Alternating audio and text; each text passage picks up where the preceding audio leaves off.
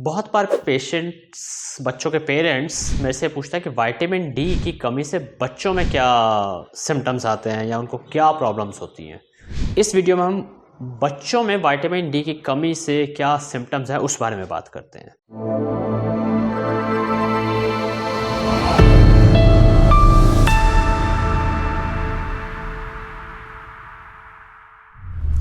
मैं डॉक्टर सोमेश वर्मानी हूँ।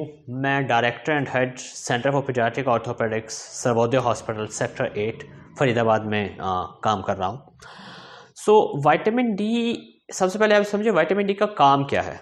Vitamin D का तो बहुत सारी चीज़ें अभी रिसर्च के बाद आई हैं कि विटामिन डी बहुत सारे बॉडी के कई सारे सिस्टम्स में बहुत सारे काम करता है, but orthopaedics bone and joints में उसका क्या मेन काम है जो हमेशा से काफ़ी समय से हम सबको पता है कि विटामिन डी बॉडी में कैल्शियम की एब्जॉर्प्शन में हेल्प करता है।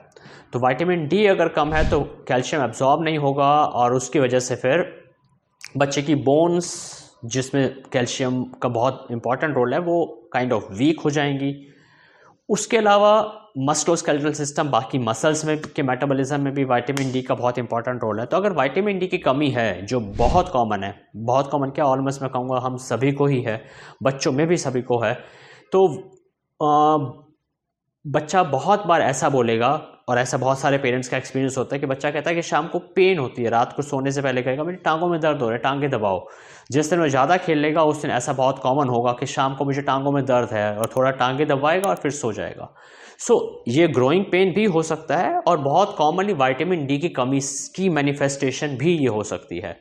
अगर ऐसा रेकरेंट बार बार हो रहा है तो आप अपने पीडियाट्रिशियन या पीडियाट्रिक ऑर्थोपेडिक सर्जन को मिलें। दूसरी एक बहुत कॉमन प्रॉब्लम जो थोड़ी सी बड़ी एज पे आती है, बिकॉज विटामिन डी ने बोन बनाने में हेल्प करना था।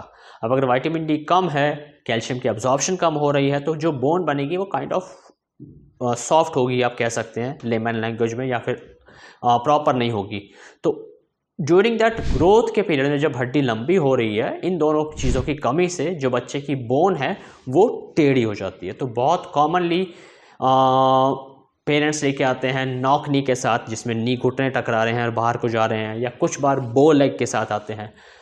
ऑल्दो नॉक नी, बो लेग, इसकी और भी बहुत कॉमन वजह हैं, बट विटामिन डी डेफिशिएंसी शायद सबसे कॉमन वजह है। तो एज अ पेरेंट आपके लिए 2 या 3 सिम्टम अलार्मिंग हैं, इंपॉर्टेंट हैं। अगर आप अपने बच्चे में ऐसे कोई सिम्टम देखें तो प्लीज़ कंसल्ट योर पीडियाट्रिशियन या orthopaedic surgeon, paediatric orthopaedic surgeon.